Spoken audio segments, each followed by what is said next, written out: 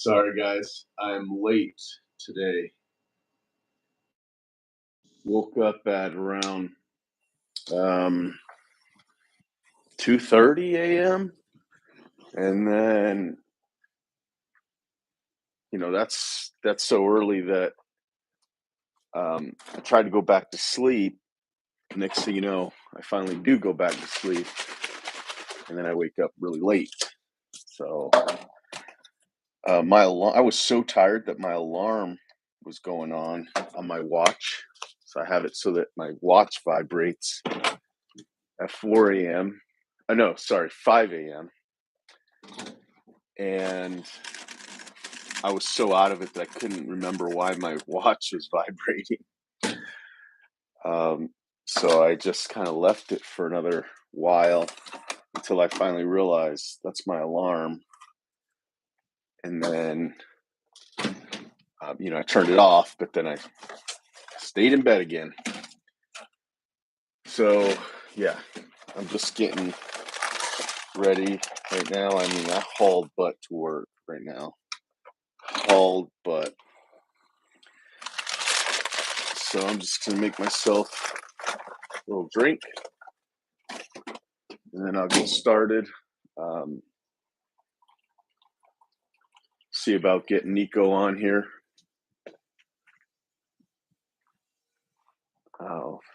First, let me get my drink going, and then I'll get on my laptop. So, man, it seems like this year is just trying to linger and never end. We had some employee issues this week. Nothing crazy, nothing bad. Just a lot of gossiping, a lot of being upset with the winter pay, which I know we need to work on, but there's nothing we can do right now other than keep going with our plan. I'm at the point where I know I've taken care of workers, and I still do, and I need them to realize they need to kind of look out for the company too for once, and that's where we're at. So I'll tell them, I go, look, man, I know you guys are working hard, but you need to start thinking about the company too. I am taking care of you, so start taking care of the company.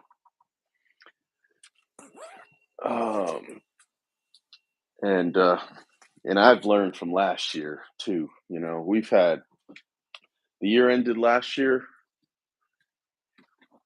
and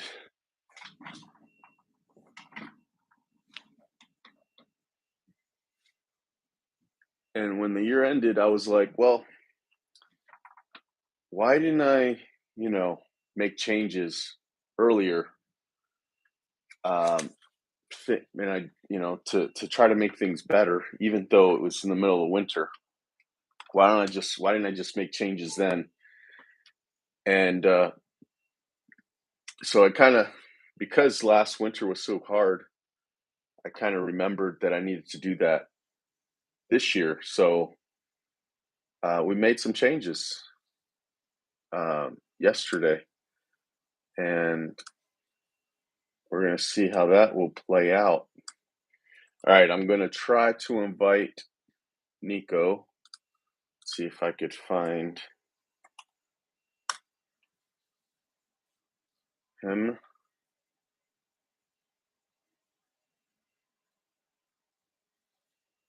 One second. There he is.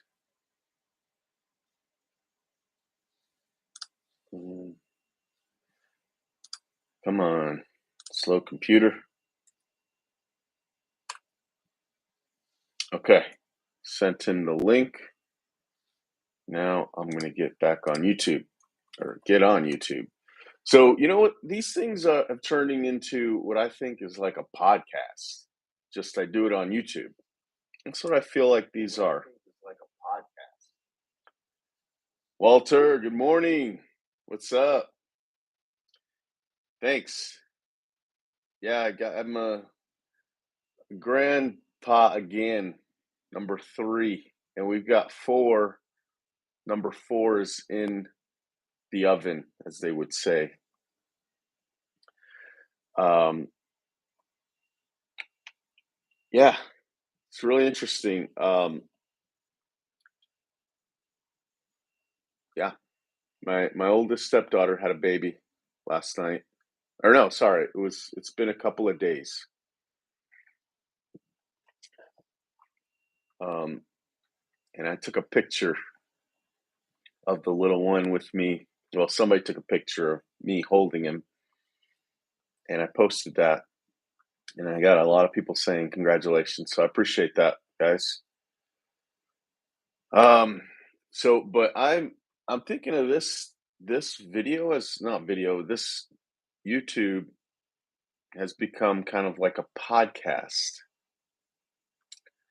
And I feel pretty good about doing it at the same time every week. I woke up late and all I could think of was I got to hurry up and get here. I have to hurry up and get here so I could do my podcast. That's what I was telling myself. I live. It takes me about 25, 30 minutes to get here to work from my house. So I was going so fast. And I think I made it here on pretty decent time. I just have to remember that when I started this, it was around 7, I don't know, 10. So I'll need to, and I've been trying to do this for an hour. I've been trying to do these for an hour so that, if somebody does want to hop in and listen to these, like, randomly, um, they can listen and it's only like an hour long. It's not like all day kind of stuff. You know what I mean? Walter, I've been working a lot on systems and advertising with yard signs. We are still getting leaf cleanups. Nice. Me too. Me too. So I want to say that we're down. I actually sadly want to stop doing leaf cleanups this year because it's causing problems with the workers. Niko is on. Let me add him on here. Why is this not working? There he is. What's up, Niko? What's going on? Can you hear me How good? are you? Yeah. Okay, Can sweet. you? Can you hear Yeah, me? yeah. Nice. Sorry I'm late, dude. No, you're fine. I didn't realize. I was like, maybe they're not always at 8 my time. I don't know. The No, time thing messes me up so bad. no, dude. I woke up at 2:30 this morning and I was like, that's way too early to wake up. So I went back to sleep finally. And then once you do that, you always mess up your normal wake up time. And so Well, I ran here so fast, bro. Well, drove here so fast. So what have you been up to?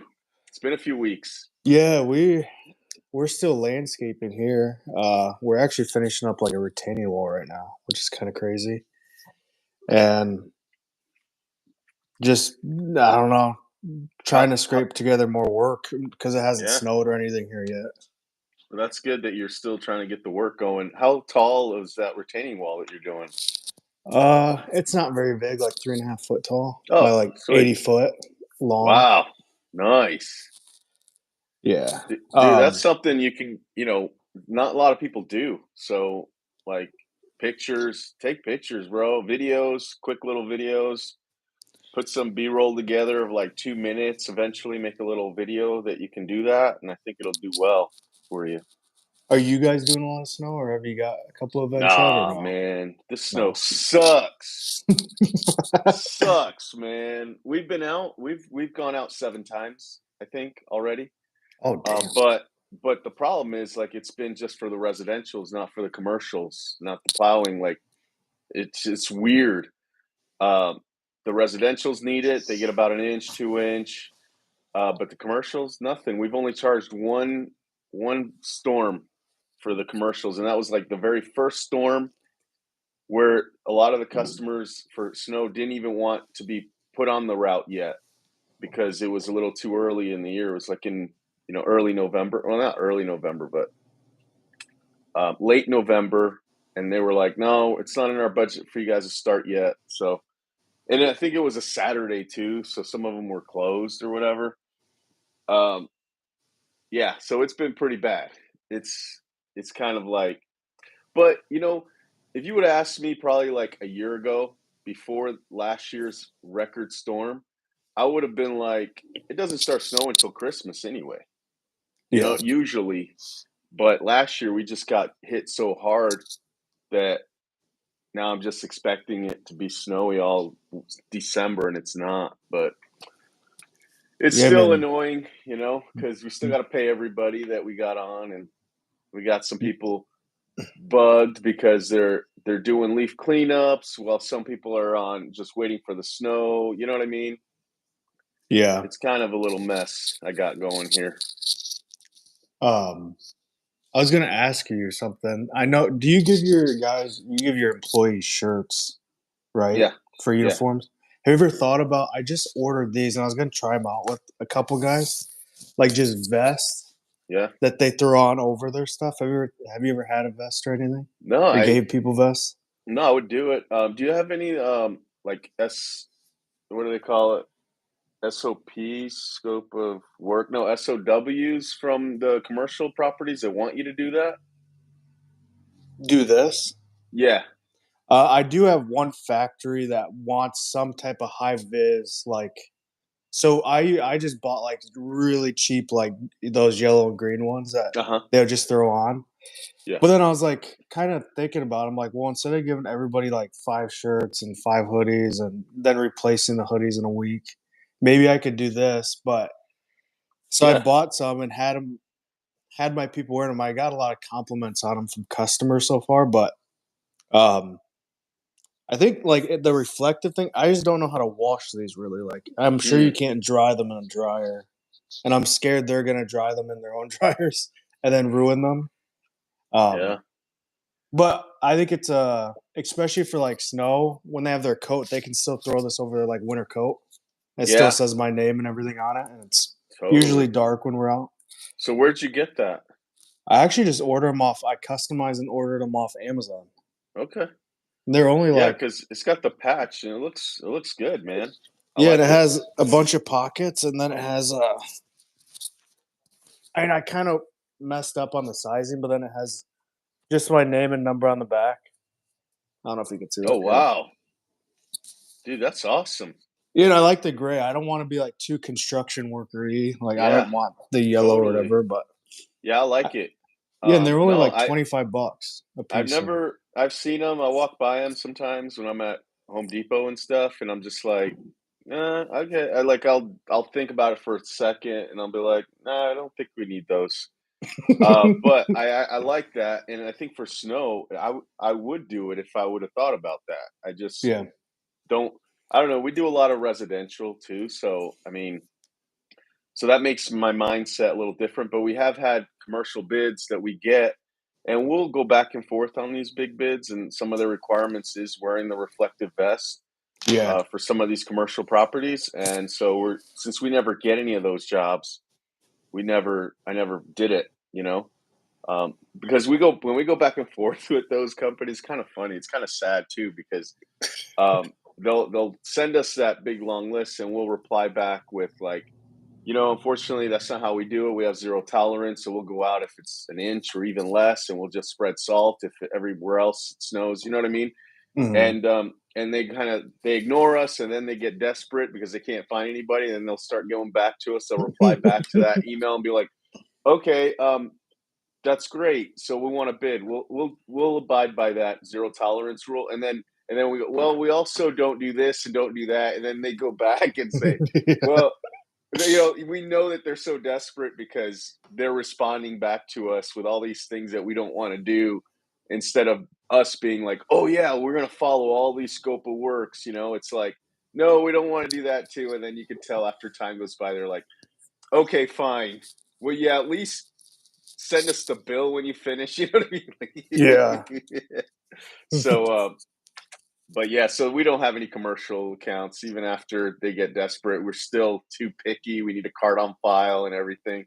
Yeah, I was gonna say, are Uh, they like not with the card on file at no, all? no, Unless they're no. really desperate.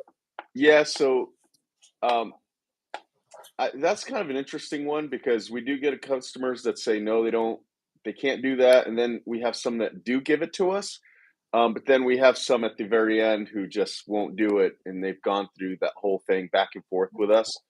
Um, we do make exceptions every now and then if, like, if they're our customer for lawn care and they're good and they pay their bill every month. So, there have been some customers that we've got in the past because our model and not model, but like our policy in the past was like we will do commercial monthly billing for snow just to keep our guys busy. Because what do we have to lose, right? We're paying them Mhm. anyway, so let's just might as well go do the properties. And so that was our policy in the past, and so we would end up mowing or whatever, doing maintenance for them all year with that same billing model. And then, but then we got to the point where it's like, dude, they're not paying their bill, and we need it uh, Yeah. in the wintertime. They would end up finally paying, but it's like you got to wait so long. So then we went back to this year where it's like you got to have a card on file. I mean, the ones that we already have like in our system, we're still doing, but the new ones you don't. So, and it's kind of interesting because people will start off by saying no, they don't have a card on file, they can't do it. I had a customer get a card on file, like get a card. They didn't have a debit card. They just had checking accounts, and they got a card for us. So I know it can be done. And then there are some customers that just say that they're going to do it, and then they blame it on their their accounting, Yeah. whatever. And then they say, "Well, he says that we can't put a card on file." Well, we told you this was the process, so we're not going to continue if it's not paid by. So then the new thing we're doing too is for some of these customers that said they would put a card on file and then they didn't, is that we won't go out until the last bill is paid. So they have to like log in and pay it that way.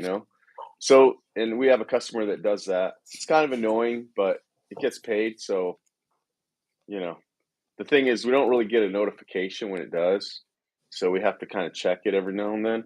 What is like Um, your like when you first transitioned to card on file? Like, how did you just made like an email and said, "Hey, this is how we're going from yeah. here on out, and if you don't Yeah. like it, Well, you're not I on our mean, schedule."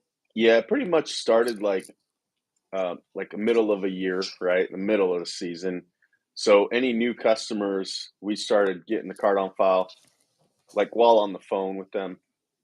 And that took some time too because we already had like it was me and I got to admit I was a little bit too like, "Hey, we're doing this thing where we need your card on file. Is that okay?" And people will be like, Yeah. "No, no." It's like, "Oh, sorry. I didn't mean to ask Yeah. you that. So, okay, let me get you on the schedule."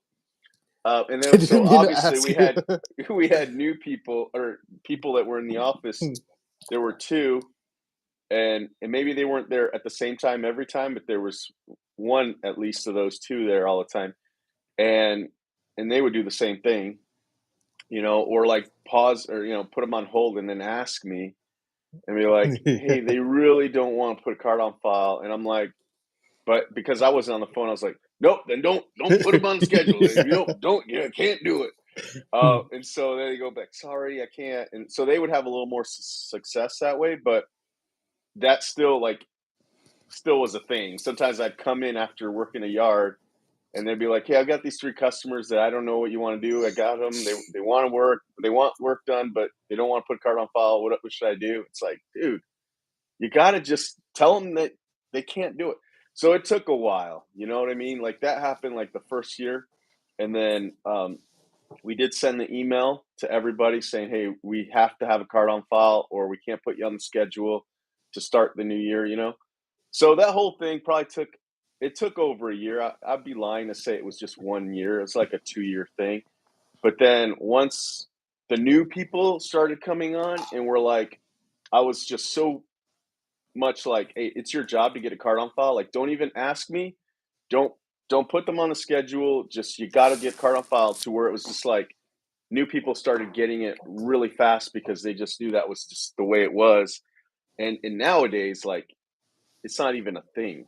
You know what I mean? Like, even new people that come on, like, need a card on file and just get it. Like, the commercial snow clearing ones, those are the only ones that we've know, or commercial in general are the ones that sometimes are like, well, do you do commercial? We go, we do, but our billing is card on file, charged after every service, but we'll do it if you do that.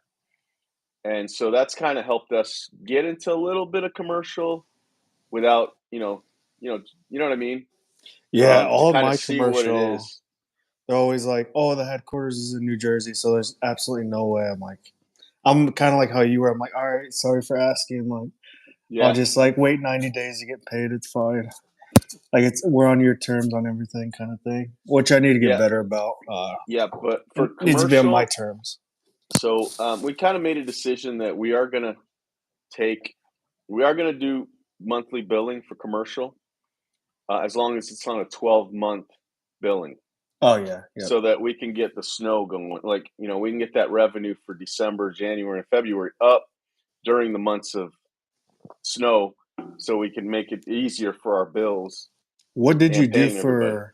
for residentials before? Just a one time a month bill amount No, the before you did residentials, yeah, they got before to you got the card prepay. on file.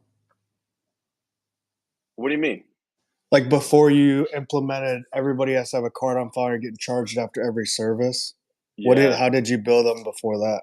yeah, a lot of monthly billing, man, dude. Was it a Well, headache? actually, it was more like 2-week billing. Hmm. So like at the middle of the month, we would put the services that we were gonna do, like, on that bill, and then we send it and say it's due on the first, but we would send Okay. it in the Yep. middle of the month. So I didn't like that because the way that we started, like, our model was, um, basically when we saw something, we just did it, and then we put them Hmm. on the bill. So whenever that happened, I'd have to, like, go in and change the bill. You know what I mean? Yeah. So, and that was more my model, was more like, just do it, you know? Um, because we try and send an email, hey, we noticed that you need this. Um, should I just do it?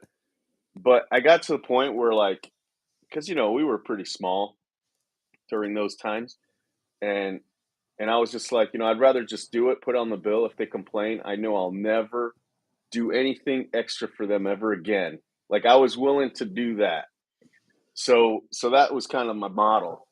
You know, I would Yeah. I would tell people that, like, on Facebook, or they would ask me, "Hey, how do you upsell?" I'm like, just do it and just put it on the bill, and that would blow people's minds away. Like, what? That's insane.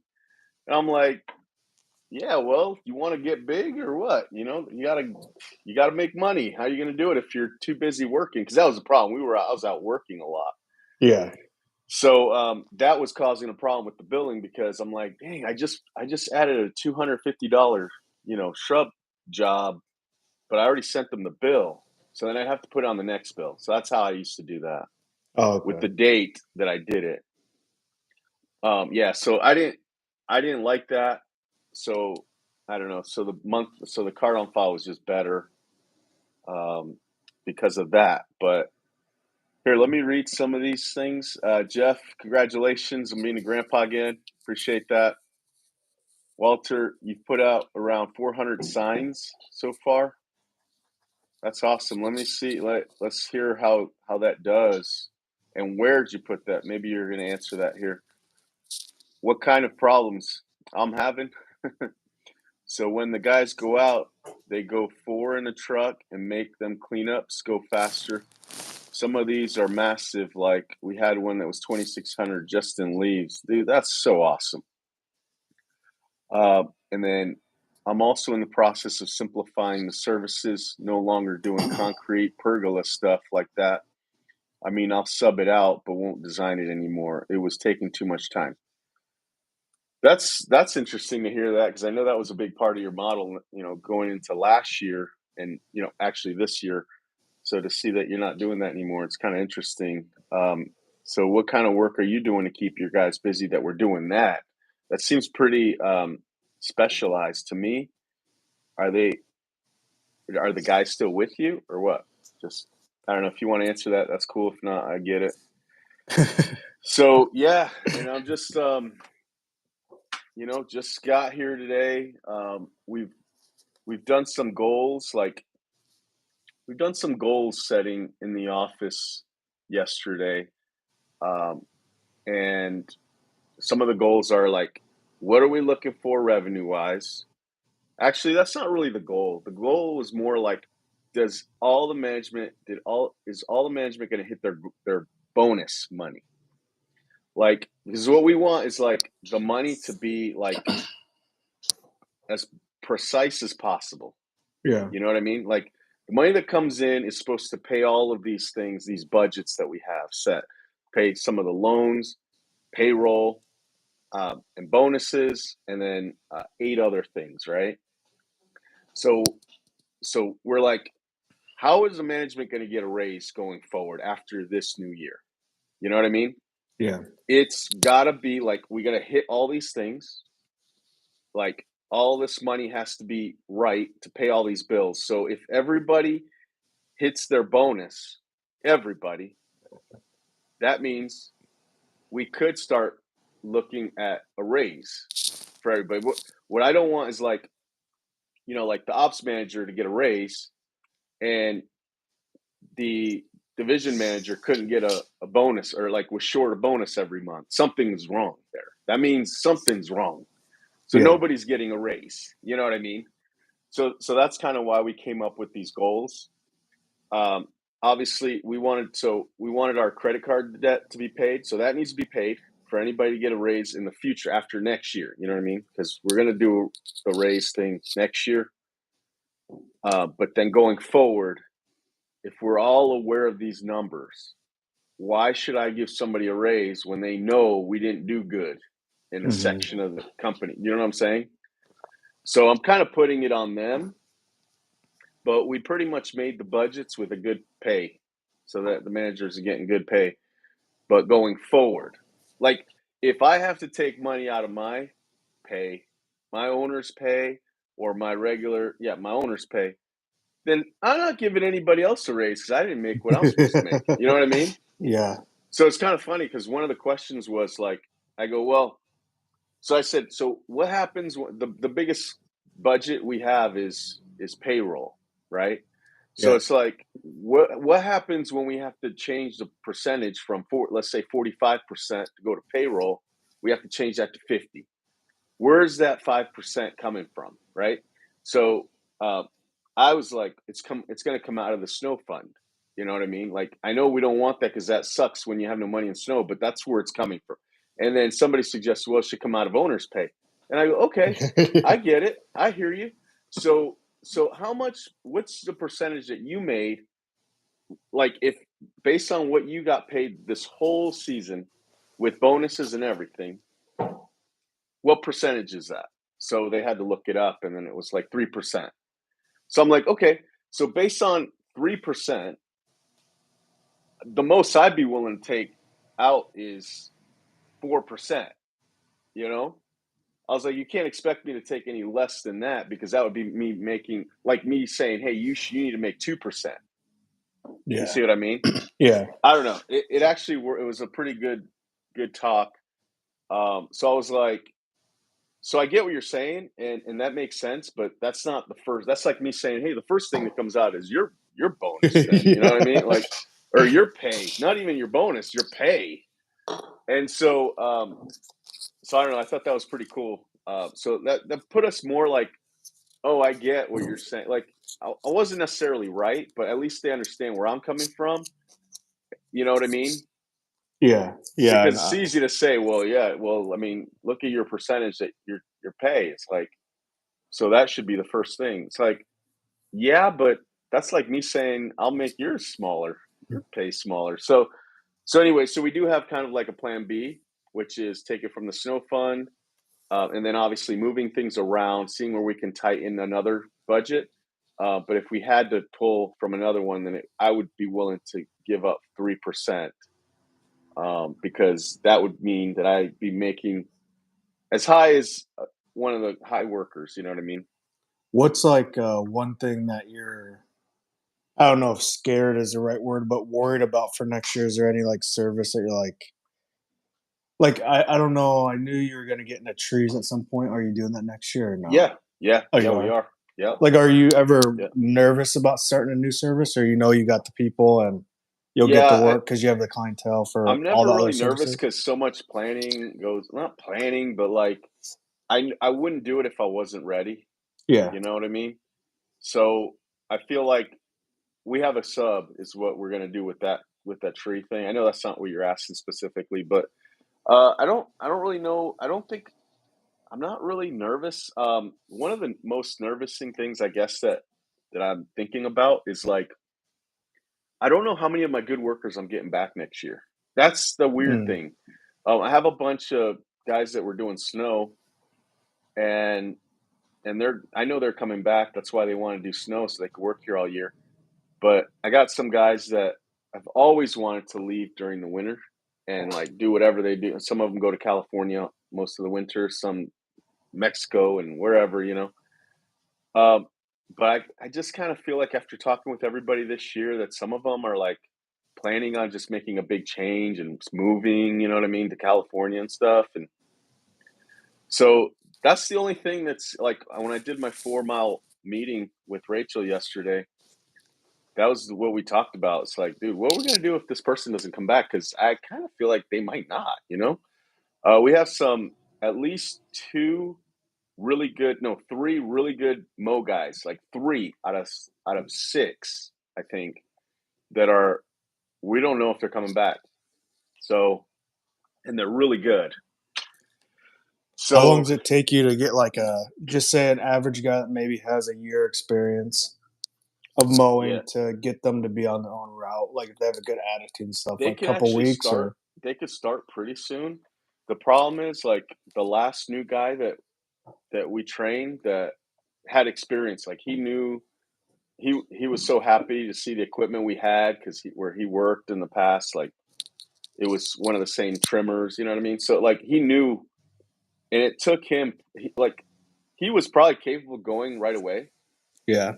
but because he was by himself, he was like nervous, like almost like he couldn't believe that it could be done. You know? Yeah. So we had to let him ride with somebody for a while, probably like 2 weeks, and then he was fine going off on his own. But then the problem is his speed just wasn't there yet, Mm. and I think that's going to happen with anybody.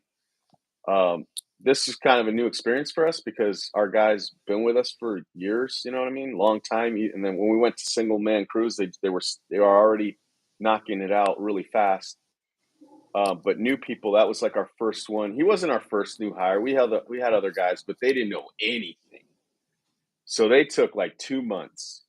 You know what I mean? And they still, some of those guys that started here that never mowed in their life, um, they weren't hitting their budget hours. Oh, okay. But this guy with experience did. So that's kind of what we're going to start looking for somehow. But so I'd say a month. You know, I um, was gonna yeah. with the mowing thing kind of made me think of something. Do you offer like during Christmas time any like gift certificates or anything for your company? No, I used to, but Because we never I've had like a lot of customers that did it. That's kind of why we went to the February deal. oh, okay. So, I mean, I know it's not Christmas. We actually had a customer call or send a nice email asking if we could do a gift certificate.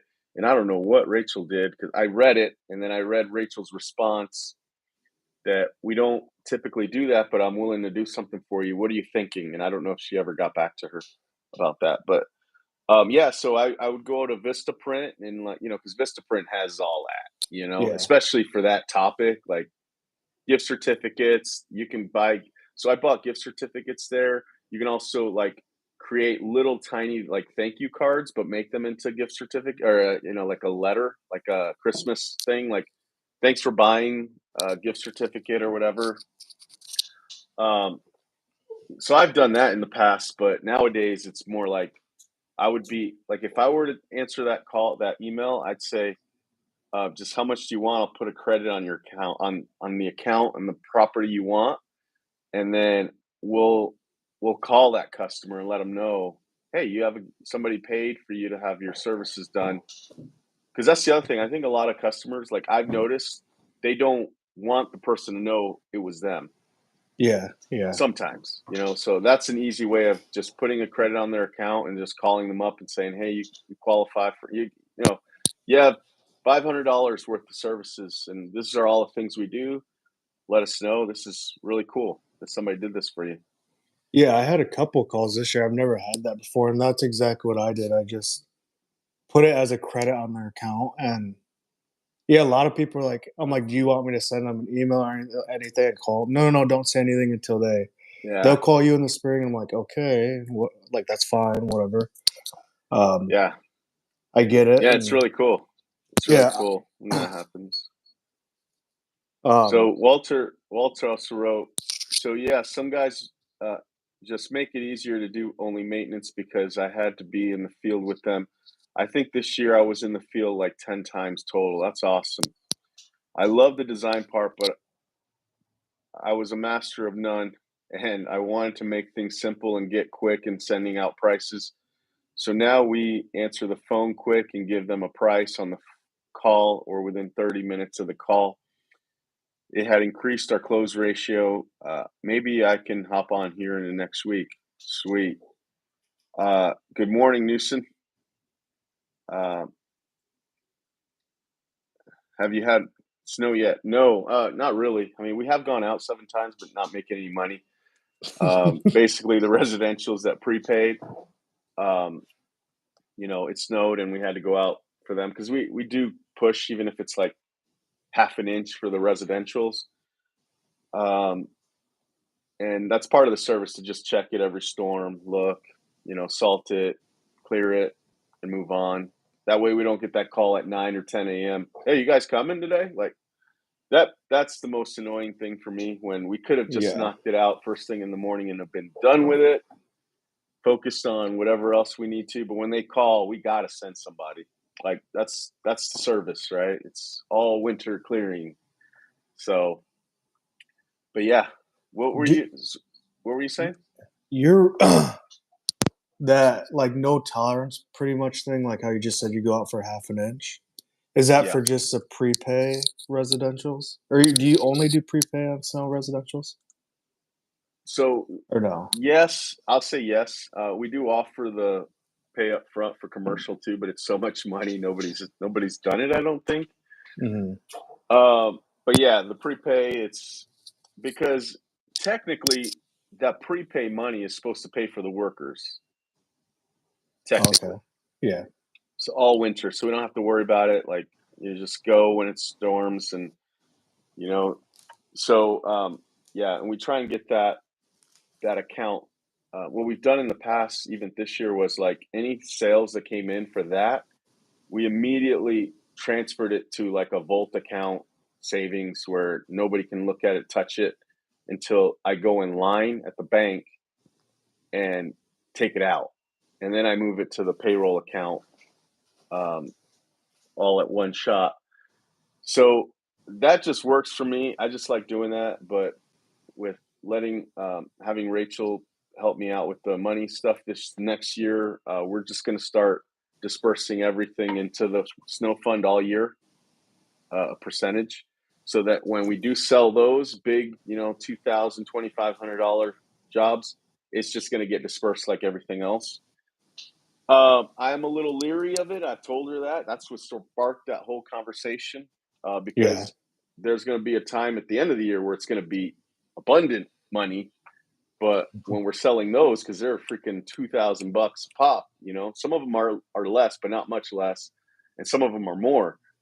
And those come in and they shoot up pretty big. But during the beginning of the year, like that's not going to be coming in. So it's going to be interesting to see how that whole thing works out. But she's explained it to me twice why it's going to work. And when she tells me, it makes perfect sense, but then I forget. Like right now, I totally forgot why, how the hell it's gonna work. I don't know, So I had to tell her, man, just so you know, this is the first thing that's gonna get cut is the snow fund, because I don't see where else we can cut, And so yeah, but How's with all the funds and stuff? Did you at some point have like cash flow like issues, and that's why you kind of started switching like card on file and prepayment, like just um, trying to get like yeah, well, yes. To answer your question, so I knew about the card on file thing before I even had my first shop, you know, um, and because I read about it in like a lawn landscape magazine or something, and it was Jonathan Potoshnik said something. It was a little tiny article, but it was like gold. I just was like gold. Was like he mentioned card on file and charge after every service. So when I read that, I was having issues because at the time I was like, I don't know, year 2 or year 3, and I looked at my QuickBooks account. That's what I used to charge people on, mm, and I noticed there was like $20,000 owed to me. And I came from like, you know, having a normal job to looking at a thing that's saying I have $20,000 owed to me. I mean, that might as well have said $1,000,000 to me. You know what I mean? yeah. And I'm like, I have 20,000. Like it hurt my soul. It hurt my heart. That I'm like this close, right, to finally making it in this world, and I can't grab it. I have like I did work, and I should have that in my account, right in my hand. I should have that in my hand right now, and I still can't get it. Nothing's ever fair in this freaking world. You know what I mean? Like I was so pissed. So that's what I mean. I was so pissed. It was a Sunday when this all started hitting me, and I started venting to my wife. I'm like, I have $20,000 and nobody's paying me. Like it's I just can't get it. Like people aren't paying it. Like what would happen? You know how I don't know if it happens to you, but like you go to your mailbox and you get $500 every day. There's 500 at least $500 in there, but every day you're still being adding more of what you owe. It's like so you never. It always trickles, and you get at the whole month, and then the next month you're still owed 20,000. It's like it never fails. It never changes. So I was telling her this, and she's like, what you should do is send everybody a bill right now and put the due date in 2 weeks. So if they call and say, hey, why am I getting a bill? You say, oh, that's just so that if you want to pay me early so I can pay my bills, that's great. But the due date's the first. So like it says, so you don't have to pay right now if you don't want to. So I did that right then and there. I freaking went into QuickBooks. I clicked everybody, sent them an email, put the due date on there, but I added the services too. So I added more services as if we were going to finish the year. That was the issue that I was telling her. Nobody's going to want to do that because I didn't do those services yet. She said, well, put the due date at the first of the month. So you can say, no, don't worry. Then wait till I finish them. But the due date's the due date. The day I did that, we got like $10,000 that morning, that day. And I was just like, holy crap. So I knew that like cash flow was super important. You know what I mean? And then when I read that little paragraph that was like get a card on file and charge after every service, I was just like, oh my gosh, that would be how I get the other half of this money that's never paid to me. So I knew that I wanted to do it, but I thought it was like, when you first start, you just do what everybody else is doing, right? Everybody's monthly billing, it's like, so you feel like you have to too. But I slowly knew that I wanted to do that. I just had to work up the courage. And then finally one year, it's just like, when you have more people and you got to pay them, like you're going to do what you need to do. And I knew that was what we had to do. And it was just like, I don't care. So that was the phase 1 was getting card on file. And that took however long it took. But then when we did it, it was like, we're never going back. Phase 2 was charging everybody, raising everybody's prices, even the people that you first signed up the first day that you were in business, like they need to get their price increased too. And when I did that, that also helped a ton, but that came after, of course, but How they did you got do the that? same Just email to everybody. I know you've been a loyal customer since I started. You really helped me out, but we are so underpriced. It's not even funny. I have to make costs. I even put stuff in there like my accountant, who was me, said that we weren't making enough money, so we need to charge more, and these are the prices that we came up with. And but you don't need to do that. Just tell them, dude, this is your new price, and that's it. So Was it a percentage yeah. or like a minimum you wanted to get everybody to? Did you raise everybody a percentage? So at first it was a percentage. So we did that kind of thing like 3 times, right? The first one was like a percentage, and the next year we're still struggling, or not next year, I don't know, years after, we're still struggling with these prices. But then the last time we do it every year, I guess now. So the price goes up 3% every year for all these customers. So that's like during the February deal, we say, hey, this is going to be your new price for 2024. But if you pay right now, you get a 5% discount. So that helps too with a lot of people. But that's 5% off their new price too, not just off last year's price. But the way we finally did it, that I felt really good about it, I thought it was fair, and I thought it was just the right thing business-wise to do, was just figuring out what we need to charge and giving them that exact price per square footage, not just a percentage, Yeah. It's like there are lawns that are just giant. Like there are customers we pay that pay us like $225 a week. Like, and I never would have charged that. And that one in particular, I've been doing it since like the very beginning. And when Yeah. I first started doing that one, it was $39. You know what I mean? And so if I just did a percentage on everybody, I would never be at the price I'm supposed to be with them. You know what I mean? So you kind of have to, we do it off the square footage, and it's off of what we need, like what covers all our bills, pays everybody, break even, and then our profit on top of that. I feel like that is the best, most fair way of doing it. And I think we're good. So like that's why I justify doing that. Like because I know that we're good. We'll answer the phone. If there's a problem, we'll send somebody back out right away. Like, and it just works. Newson said, "Are you planning on bringing your fertilizer services back yet?" Yeah, we are. I've already got the tech. He's already working winter here. He's super excited. I just talked to him yesterday too, because he kind of needs more money for the winter, and it's not snowing, so things aren't getting any better. But he's like, look, this is, if I do end up going, it's just to get another job this winter, but I can't wait to start fertilizing again and all this stuff. So yes, and we've got our prices ready for that. We just need to buy materials. Are you just running one truck or one setup? Yeah, that's one of our goals. We wrote down a list of goals yesterday, and one of them was to end the season with a full route with the one truck, full route.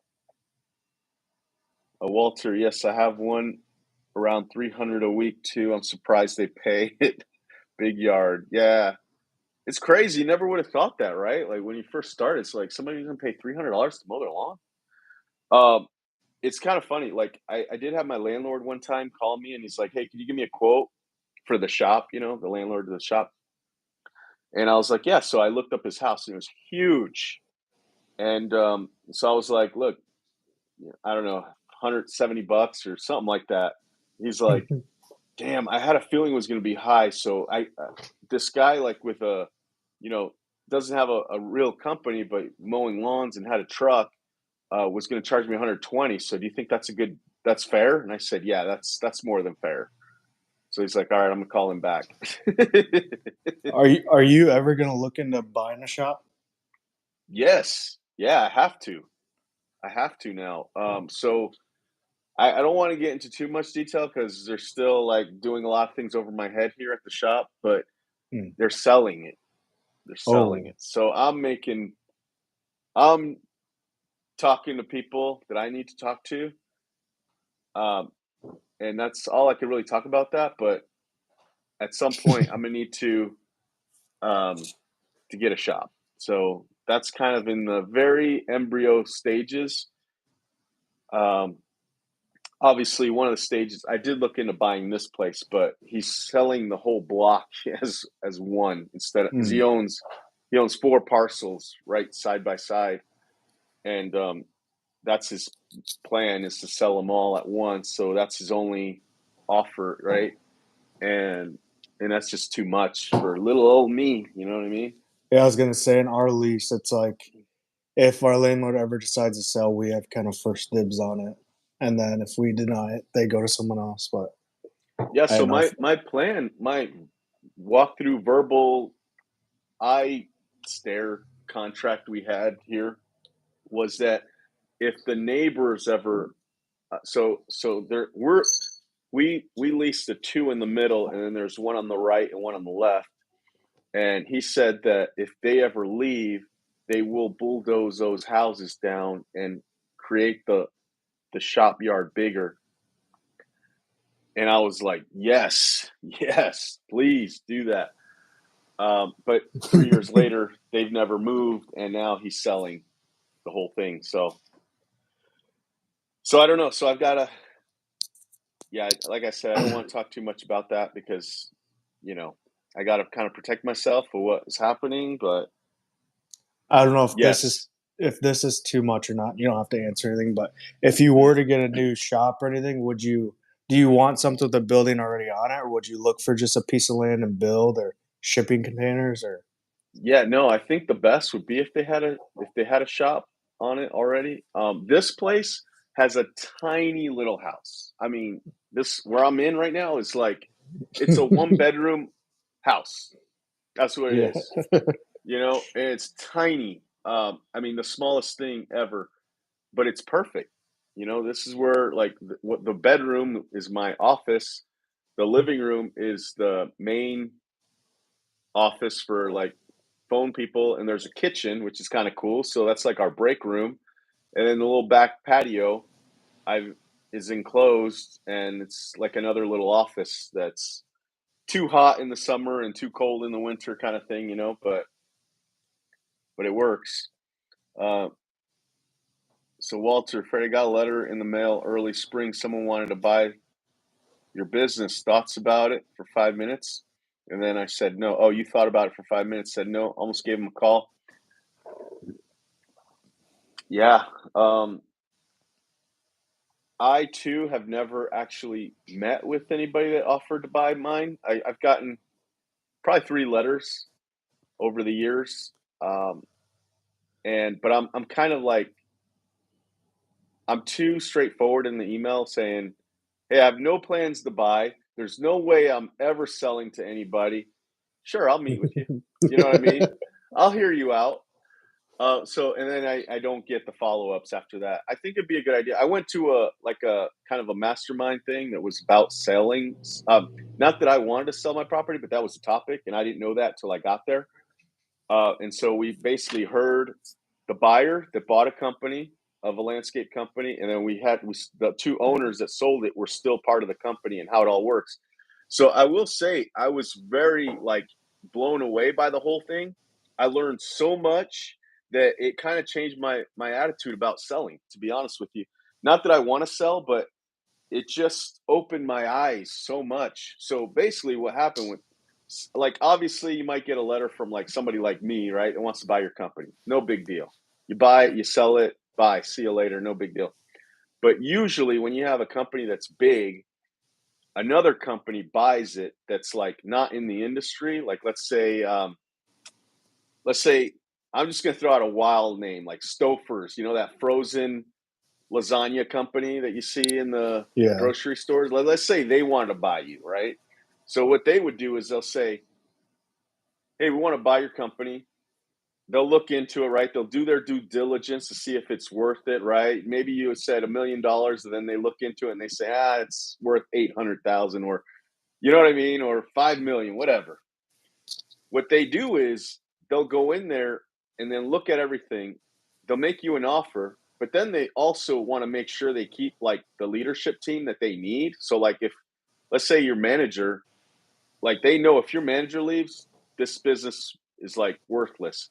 So they will actually put in the offer what they're going to pay that person to stay, which I thought was really interesting because that's the one thing you always worry about, right? Is like, what about my people, you know? But that got me thinking after that whole meeting was like, well, I don't need to worry about them because that new company is going to very much worry about them because they don't want them to leave. It's almost like they're going to pay them a big, huge bonus to stay. So I thought that was really cool. But the second thing, what they do is, let's say Stouffer's, what they'll do is they go, okay, you want $5 million for your company?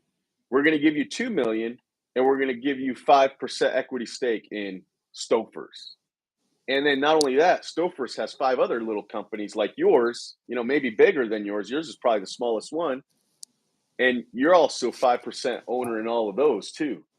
Like, I was blown away. You know what I mean? Yeah. And that's obviously not the case with every seller or whatever, but that's probably what you could expect with a company that can afford millions to buy your company. That's probably in the world of that process. So once I sat through that, and then not only that, they'll keep, most likely they want to keep you there too. So Mm-hmm. they gave you $2.5 million. They gave you 5% or more equity stake in all of their companies, including the big ones that you might know of, because you'll probably, in your area, you'll probably know of a company that they also own, and you'll become part owner of that. And then they keep you on and pay you a nice salary to keep you there. So, I mean, if that were the case, you know, somebody made a compelling offer, I mean, you have to think about it. You know what I mean? So Yeah. it made me go from like, I have no intention, no desire ever to buy. I'll meet with you if you still want to waste your time and talk to me. To I'll hear you out. I will hear you out. Like, you know what I mean? Um, and I told my workers that too, because that's like, that's good for them to know, right? So like, Yeah. because I always thought like, oh, you got to keep it hush hush if you're going to sell your company because you don't want your people leaving, you know. But guess what? You want your good people to know about it so they can kind of have something to negotiate too with the new buyers. So like, hey man, when you do your due diligence, you're going to realize that you're going to need this general manager, you're going to need this ops manager, you're going to need whatever. Like, just you'll see, and then they'll see, and then if they're actually worth anything, they will pay them out as well. So I thought that was kind of cool. So that What changed would my whole mind on that.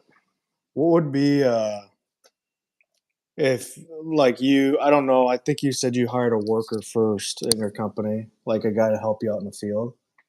Yeah. Um, would you have hired your like right hand person? Is that Rachel, right?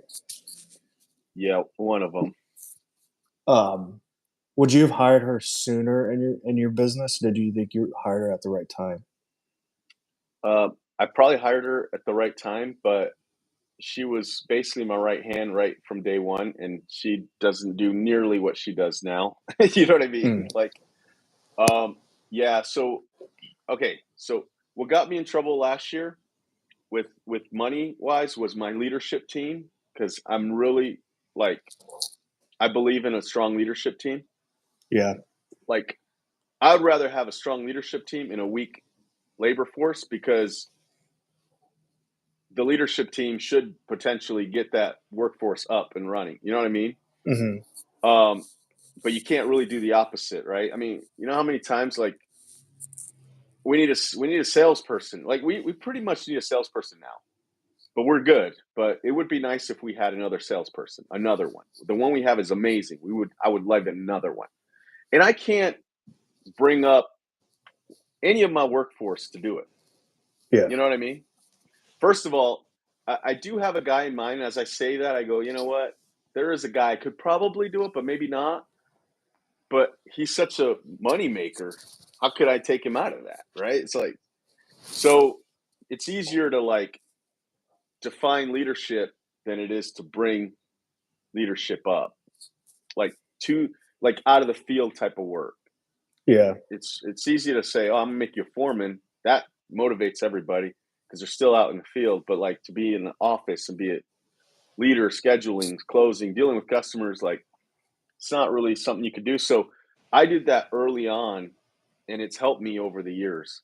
It just got like, I would recommend doing that when you're smaller because you obviously can't afford a ton, Yeah. so you can't, like, what leadership you could probably afford, um, and kind of stick with that and not overdo it. But when you get to my stage, when you're like, you know, I don't know, 2 million, I guess, you think, oh, I can afford like 5 new foremans because you're really, the difference between 1.5 and 2 million is almost like an extra $1 million, almost like it feels like that because there's just so much money. But when you have a lot of people, it eats it up so fast, and that was what I did. So I went from like, I was too ambitious, put 2 new foremans in that weren't making money, an extra salesperson, 2 extra phone people. Like, it was just too much. You know what I mean? Mm-hmm. So my point is, I would start with your right hand as early as possible for sure. But they got to know, like Rachel, when she started, I said, I need somebody in the office. Actually, there was a girl in front of her named Stacia, not Dacia. I have Dacia right now. This one was called Stacia. Um, and I told her, I need somebody in the office to answer phones with me. But if if I need you to go out and do an estimate, I need you to do that. Like, that's the job. You're doing estimates or answering phones when you're not doing one or the other. And so she started doing that. So by the time Rachel came, that was kind of the culture. You know what I mean? Okay. Yeah. And it stayed the culture until this year, like 2023. That's when pretty much Rachel didn't leave ever, like again. She would still go out and do a lawn assessment because she's awesome and wants to make sure that customers are happy. So we had some customers that just were not understanding why their lawn is dying. So she wanted to go out and look at it and kind of do soil testing and stuff. But for the most part, she didn't need to do an estimate. But that's how I would. That's what I did at first, and it's helped so much to where like everybody in the office goes out when they need to and come back. You know what I mean? Yeah. Yeah. Do estimates. It's not like I just come to the office and answer phones all day. I think if you do that, you obviously have like we had CSRs or phone reps that never went out because they they weren't ever going to when you first hired them, but I think your right hand man or girl, which I don't know, like either guys and girls are all both great for that kind of stuff. um I just, for some reason, some of the all the garden managers have been girls for me, like all of them. They just know plants better, like not naturally, but when they apply, they know the plants. I've never had somebody come in going, "Oh, all these plants," like, and that's important to my business. So that's kind of why I kind of have more women than anything else. But it's been over an hour, so I think we should call it right now. What do you Sounds good. say? Yeah, that's fine. Cool, man. Well, thanks for stopping by. I think this is turning into like a podcast, is what it is. Yeah, I'll message you some stuff that I was thinking about, like the thumbnails and stuff. I have some stuff made up, so Cool. um, Awesome. yeah, and some other ideas about some stuff, like the channels and stuff that you're telling me Okay. about. So. Nice. Yeah, but I'll I think message this you. is turning into a podcast. I think we should keep it at about an hour so that when people listening, they know it's an hour long. I think I what I went through this morning, woke up late and hauled ass over here. Like, I feel like I can do the 7 o'clock thing all the time. And I think that'll be good if we're consistent. make it an hour long, and basically somehow call it a podcast. Yeah. You know. Yeah. All right, Niko. Yeah, I'll message you. Okay, cool. All right, sounds good. Bro. I'll see you later. Yeah.